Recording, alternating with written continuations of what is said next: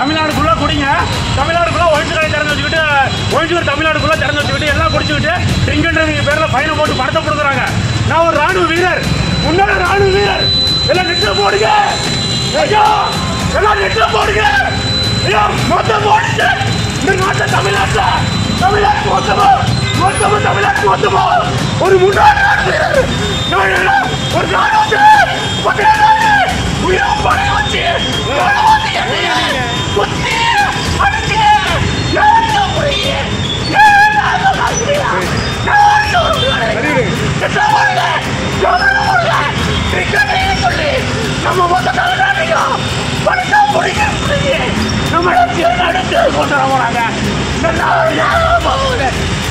எனக்கு உள்ள எனக்கு விடல, எனக்கு பெண்கள் ஆட்சி பண்ண முடியாது.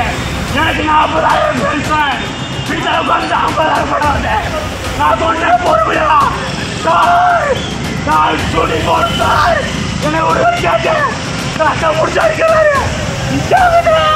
என்னையவே தடுத்து நிறுத்துறீங்களா அப்படின்னு போலீசார் கூட முன்னாள் ராணுவ வீரர் அலப்பறையில ஈடுபட்ட சம்பவம் ஈரோட்ல பரபரப்பை ஏற்படுத்தி இருக்கு.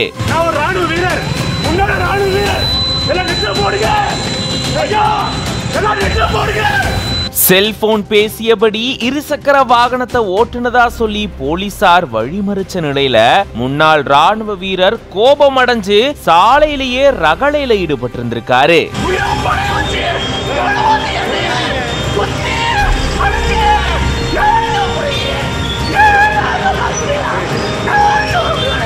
மதுபானம் அருந்தி இருசக்கர வாகனம் ஓட்டுனதுக்காக 10,000 ரூபாய் அபராதம் விதிக்கப்பட்டு வாகனம் பறிமுதல் செய்யப்பட்டிருக்கு.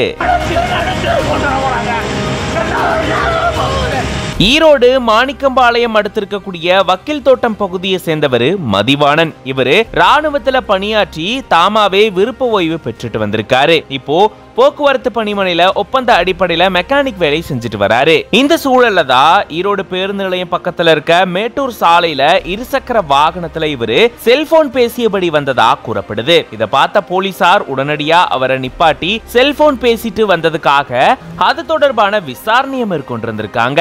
இதனால கோபமடைஞ்ச மதிவாணன் போலீசாரோட வாக்குவாதத்தில் ஈடுபட்டதா கூறப்படுது. மேலும் போலீசார் அவரை சோதனை செஞ்சு பார்க்கும்போது அவரு மது அருந்தி இருக்கிறது தெரிய வந்ததா கூறப்படுது. ஒரு கட்டத்துல மதிவாணன் கோபத்தோட உச்சிக்கே போக ரகளையில ஈடுபட ஆரம்பிச்சிருந்திருக்காரு. சாலையில இப்படி போலீசாரோட ரகளையில ஈடுபட்டுக்கிட்டே போலீசார் தன்னை தாக்கிட்டதாக சொல்லி தன்னைத்தானே இவர் தாக்குனதா கூறப்படுது. இதை தொடர்ந்து குடித்துவிட்டு வாகனம் ஓட்டுனதா சொல்லி போலீசார் இவருக்கு 10,000 ரூபாய் அபராதம் விதிச்சிருந்திருக்காங்க.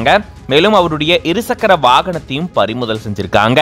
இந்த சம்பவத்தால ஈரோடு மேட்டூர் சாலையில பெரும் பரபரப்பு சூழல் ஏற்பட்டிருந்திருக்கு.